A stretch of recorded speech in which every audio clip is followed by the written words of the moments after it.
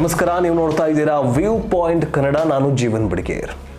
ದಿಲ್ಲಿ ಅಂಗಳದಲ್ಲಿ ದೆಹಲಿಯಲ್ಲಿ ಅಧಿವೇಶನ ನಡೀತಾ ಇದೆ. ಈ ಅಧಿವೇಶನದಲ್ಲಿ ಉಪರಾಷ್ಟ್ರಪತಿಗಳು ತಮ್ಮ ರಾಜೀನಾಮೆಯನ್ನು ಕೊಟ್ಟಿದ್ದಾರೆ, ಮಧ್ಯರಾತ್ರಿಯೇ ರಾಜೀನಾಮೆಯನ್ನು ಕೊಟ್ಟಿದ್ದಾರೆ.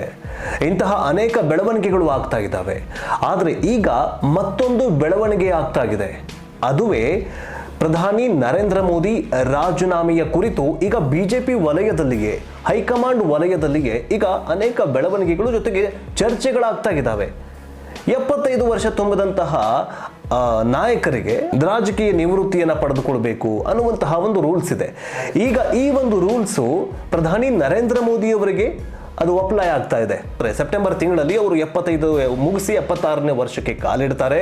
ಜೊತೆಗೆ ಇವ್ರ ಜೊತೆಗೆ ಮತ್ಯಾರು 76 ವರ್ಷವನ್ನು ಪೂರ್ಣ ಮಾಡ್ತಾ ಇದ್ದಾರೆ ಅಂತಂದ್ರೆ RSS ಮುಖಂಡರಾಗಿರುವಂತಹ ಮೋಹನ್ ಭಾಗವತ್ ಅವರು ಕೂಡ 76 ವರ್ಷಕ್ಕೆ ಕಾಲಿಡ್ತಾ ಇದ್ದಾರೆ. ಹಾಗಂದ ಮಾತ್ರಕ್ಕೆ ಮೋಹನ್ ಭಾಗವತ್ ಅವರು ನಿವೃತ್ತಿಯನ್ನು ಘೋಷಣೆ ಮಾಡ್ತಾರಾ? ಪ್ರಧಾನಿ ನರೇಂದ್ರ ಮೋದಿ ಅವರು ನಿವೃತ್ತಿ ಘೋಷಣೆ ಮಾಡ್ತಾರಾ?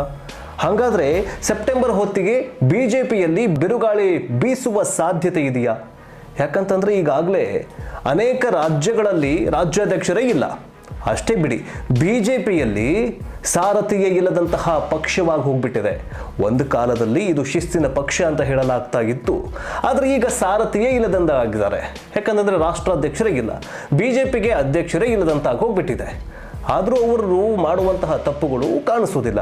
ಅದೇ ಕಾಂಗ್ರೆಸ್ ಅಲ್ಲಿ ಅಧ್ಯಕ್ಷರು ಇಲ್ಲದಂತಹ ಸಂದರ್ಭದಲ್ಲಿ ಇದೇ ಬಿಜೆಪಿಯವರು ಅನೇಕ ಚರ್ಚೆಗಳನ್ನು ಮಾಡಿದ್ರು. ಮಾಧ್ಯಮಗಳಲ್ಲಿ ಅನೇಕ ತರಹೇಯ ಬಾರಿ ಚರ್ಚೆಗಳನ್ನು ಮಾಡಿದ್ರು, ಮಾಧ್ಯಮದವರು ಕೂಡ ಅಷ್ಟೇ. ಆದರೆ ಈಗ ಬಿಜೆಪಿಯಲ್ಲಿ ಕಳೆದ 2024ರಿಂದ ಈ ಕ್ಷಣ ಅಂದರೆ 1 ವರ್ಷ ಆಯಿತು, ಸಾರಥಿಯೇ ಇಲ್ಲದ ಪಕ್ಷವಾಗಿ ಹೋಗ್ಬಿಟ್ಟಿದೆ. ಸಾರಥಿ ಇಲ್ಲ ಅಂತಂದ್ರೆ ಏನಾಗುತ್ತೆ? ಎಲ್ಲ ವಿಧಾನಸಭೆ ಚುನಾವಣೆ, ಈಗ ಮುಂದೆ ಬಿಹಾರ ವಿಧಾನಸಭೆ ಚುನಾವಣೆ ಬರ್ತಾ ಇದೆ, ತಮಿಳುನಾಡು ವಿಧಾನಸಭೆ ಚುನಾವಣೆ ಬರ್ತಾ ಇದೆ, ಪಶ್ಚಿಮ ಬಂಗಾಳ ವಿಧಾನಸಭೆ ಚುನಾವಣೆ ಬರ್ತಾ ಇದೆ. ಹೀಗಾಗಿ ಬಿಜೆಪಿಯವರಿಗೆ ಈ 3 ರಾಜ್ಯಗಳನ್ನು ಕಬಳಿಸಿಕೊಳ್ಳುವಂತಹ ಸ್ಥಿತಿ ನಿರ್ಮಾಣವಾಗಿದೆ. ಇಲ್ಲ ಅಂತಂದ್ರೆ ಈ 3 ರಾಜ್ಯಗಳ ಪೈಕಿ ಒಂದು ರಾಜ್ಯವನ್ನೇನಾದರೂ ಇವರು ಲಾಸ್ ಕಳ್ಕೊಂಡ್ಬಿಟ್ರು ಅಂತಂದ್ರೆ ಸೋತು ಬಿಟ್ರೆ ಬಿಜೆಪಿಗೆ, ಅದರಲ್ಲೂ ಪ್ರಧಾನಿ ನರೇಂದ್ರ ಮೋದಿ ಸರ್ಕಾರ ಪತನವಾಗೋದು ಫಿಕ್ಸ್ ಅಂತ ಹೇಳಲಾಗ್ತಾ ಇದೆ. ಇಂತಹ ಕ್ಲಿಷ್ಟಕರ ಸಂದರ್ಭದಲ್ಲಿ ಪ್ರಧಾನಿ ನರೇಂದ್ರ ಮೋದಿ ಅವರಿಗೆ 75 ವರ್ಷಗಳಾಗ್ತಾ ಇದೆ.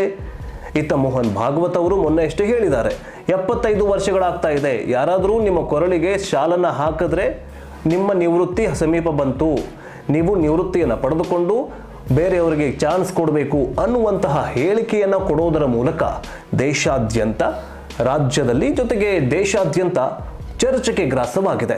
ಹಾಗಾದ್ರೆ ಸೆಪ್ಟೆಂಬರ್ ನಂತರ ಬಿಜೆಪಿಯಲ್ಲಿ ಏನಾಗಬಹುದು? ಒಂದು, ಪ್ರಧಾನಿ ನರೇಂದ್ರ ಮೋದಿ ಅವರು ರಾಜೀನಾಮೆಯನ್ನು ಘೋಷಿಸಬಹುದು. ಮೋಹನ್ ಭಾಗವತ್ ಅವರು ಹೋದ್ರು ಅಷ್ಟೇ, ಹೋಗದಿದ್ರು ಅಷ್ಟೇ. ಯಾಕಂತಂದ್ರೆ ದೇಶಕ್ಕೆ ಅವರೇನು ಪ್ರಧಾನಮಂತ್ರಿಗಳಲ್ಲ, ಗೃಹ ಸಚಿವರು ಅಲ್ಲ. ಆದರೆ ನಮಗೆ ಪ್ರಧಾನಿ ನರೇಂದ್ರ ಮೋದಿ ಅವರೇನಾದರೂ ರಾಜೀನಾಮೆ ಘೋಷಣೆ ಮಾಡಿದ್ದೇ ಆದಲ್ಲಿ ಮುಂದಿನ ಪ್ರಧಾನಿ ಯಾರು ಅನ್ನುವಂತಹ ಪ್ರಶ್ನೆ ಮೂಡುವುದು ಸಹಜ. ಈಗಾಗಲೇ ಹೈಕಮಾಂಡ್ ಈ ಒಂದು ತಯಾರಿ ಮಾಡ್ತಾ ಇದೆಯಾ ಅನ್ನುವಂತಹ ಪ್ರಶ್ನೆ ಮೂಡ್ತಾ ಇದೆ. ಆ್ಯಂಡ್ ಈಗ ಈ 75 ವರ್ಷ ಮೇಲ್ಪಟ್ಟವರಿಗೆ ಏನು ನಿವೃತ್ತಿ ಘೋಷಣೆ ಮಾಡಬೇಕು ಅನ್ನುವಂತಹ ರೂಲ್ಸ್ ಇದೆಯಲ್ಲ, ಯಾರ್ಯಾರಿಗೆ ಅಪ್ಲೈ ಆಗಿದೆ? ಬೇರೆ ಬೇರೆ ರಾಜ್ಯಗಳದ್ದು ಬೇಡ, ನಮ್ಮದೇ ರಾಜ್ಯ ಇಟ್ಕೊಳ್ಳೋಣ. 2022ರಲ್ಲಿ ಇದೇ ಬಿಜೆಪಿ ಸರ್ಕಾರ ಇತ್ತು. ಬಿಜೆಪಿ ಸರ್ಕಾರ ಇದ್ದಂಥ ಟೈಮಲ್ಲಿ ಯಡಿಯೂರಪ್ಪನವರು ಸಡನ್ ಆಗಿ ರಾಜೀನಾಮೆಯನ್ನು ಕೊಡ್ತಾರೆ. ರಾಜೀನಾಮೆಯನ್ನು ಕೊಡುವಂತಹ ಸಂದರ್ಭದಲ್ಲಿ ಕಣ್ಣೀರು ಕೊಟ್ಟಿದ್ದಾರೆ ರಾಜೀನಾಮೆಯನ್ನು. ಹಿಂಗೆ ಕೊಡಲಿಲ್ಲ ಅವರು. ರಾಜೀನಾಮೆಯನ್ನು ಘೋಷಣೆ ಮಾಡ್ತಾ ಇದ್ದಂತೆ ಬೊಮ್ಮಾಯಿ ಅವರನ್ನು ಕೂರಿಸಿದ್ರು. ಅದು ಒಂದು ರಾಜೀನಾಮೆ ಮುಂದಿನ 2023ರ ವಿಧಾನಸಭೆ ಚುನಾವಣೆಯಲ್ಲಿ ತಮ್ಮ ಕೈಯಲ್ಲಿದ್ದಂತಹ ಅಧಿಕಾರವನ್ನು ಕಳೆದುಕೊಂಡು ಬಿಡ್ತಾರೆ. ಯಾಕೆ? ಯಡಿಯೂರಪ್ಪ ಅನ್ನುವಂತಹ ಬಲಿಷ್ಠ ವ್ಯಕ್ತಿ ರಾಜೀನಾಮೆ ಘೋಷಣೆ ಮಾಡ್ತಾ ಇದ್ದಂತೆ. ರಾಜೀನಾಮೆ ಯಾಕೆ ಘೋಷಣೆ ಮಾಡಿದ್ರು? 75 ವರ್ಷಗಳಾಯಿತು, ಅದಕ್ಕೋಸ್ಕರ ರಾಜೀನಾಮೆಯನ್ನು ಘೋಷಣೆ ಮಾಡಿದ್ರು. ಹೀಗಾಗಿ ಹೈಕಮಾಂಡ್ 2 ವರ್ಷ ತಳೆದಿದ್ರೆ ಈ ಸರ್ತಿ 2023ರಲ್ಲಿ ಬಿಜೆಪಿ ಅಧಿಕಾರಕ್ಕೆ ಬರಬೇಕಿತ್ತು, ಆದರೆ ಬರಲಿಲ್ಲ. ಯಾಕಂತಂದ್ರೆ ಇಲ್ಲಿ ಓಟ್ ಬ್ಯಾಂಕ್ ಒಡೆದೋಯ್ತು, ಲಿಂಗಾಯತ ನಾಯಕನೇ ಇಲ್ದಂದಾಯ್ತು. ಈಗಲೂ ಅಷ್ಟೇ ಬಿಜೆಪಿಯಲ್ಲಿ ಏನು ರಾಜೀನಾಮೆ ಘೋಷಣೆ ಮಾಡಿದ ನಂತರ ಈಗಲೂ ಅಷ್ಟೇ ಏನಾಗಿದೆ ಅಂತಂದರೆ BY ವಿಜಯೇಂದ್ರ ಅವ್ರನ್ನ ರಾಜ್ಯಾಧ್ಯಕ್ಷರನ್ನಾಗಿ ಮಾಡಿದ್ದಾರೆ.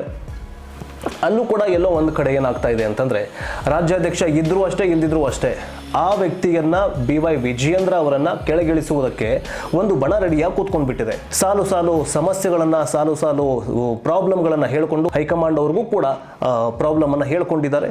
ಜೊತೆಗೆ ಕಂಪ್ಲೇಂಟ್ ಕೂಡ ಹೇಳ್ಕೊಂಡಿದ್ದಾರೆ. ಸೊ ಈಗ ರಾಜ್ಯಾಧ್ಯಕ್ಷರ ಬದಲಾವಣೆ ಆಗತ್ತಾ? ಯಾಕಂದ್ರೆ ಇನ್ನೂ 5-6 ರಾಜ್ಯಗಳಲ್ಲಿ ಬಿಜೆಪಿಗೆ ರಾಜ್ಯಾಧ್ಯಕ್ಷರ ಸಾರಥಿಯೇ ಇಲ್ದಂಗೆ ಆಗೋಗ್ಬಿಟ್ಟಿದೆ. ಆದರೆ ಇನ್ನೂ ಅನೇಕ ರಾಜ್ಯಗಳಲ್ಲಿ ರಾಜ್ಯಾಧ್ಯಕ್ಷರ ಇಲ್ಲದಂತಹ ಪರಿಸ್ಥಿತಿ ನಿರ್ಮಾಣವಾಗಿದೆ. ಈ ಎಲ್ಲ ಪ್ರಶ್ನೆಗಳಂದ್ರೆ ಎಲ್ಲ ಕಂಪ್ಲೇಂಟ್ಸ್ಗಳು, ಎಲ್ಲ ಪ್ರಾಬ್ಲಮ್ಗಳು ಇರುವಾಗಲೇ ಬಿಜೆಪಿಗೆ ಈಗ ಸೆಪ್ಟೆಂಬರ್ ಸಂಕಟ ಕಂಟಕವಾಗ್ತಾ ಇದೆ. ಯಾಕಂತಂದರೆ ಪ್ರಧಾನಿ ನರೇಂದ್ರ ಮೋದಿಯವರು 75 ವರ್ಷಗಳನ್ನು ಪೂರೈಕೆ ಮಾಡಿ 76 ವರ್ಷಕ್ಕೆ ಕಾಲಿಡ್ತಾ ಇದ್ದಾರೆ. ಪ್ರಧಾನಿ ಮೋದಿ ಅಂದರೆ ಎಲ್ರಿಗೂ ಕೂಡ ಅಪ್ಲೈ ಆಗಿದೆ ಈ ರೂಲ್ಸು. ಈಗ ಪ್ರಧಾನಿ ಮೋದಿಗೆ ಅಪ್ಲೈ ಆಗತ್ತಾ? ರಾಜೀನಾಮೆ ಕೊಡ್ತಾರಾ?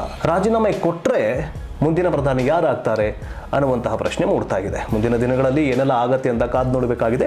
ಇನ್ನಷ್ಟು ಅಪ್ಡೇಟ್ಸ್ಗಾಗಿ ನೋಡ್ತಾ ಇರಿ ವಿವ್ ಪಾಯಿಂಟ್ ಕನ್ನಡ.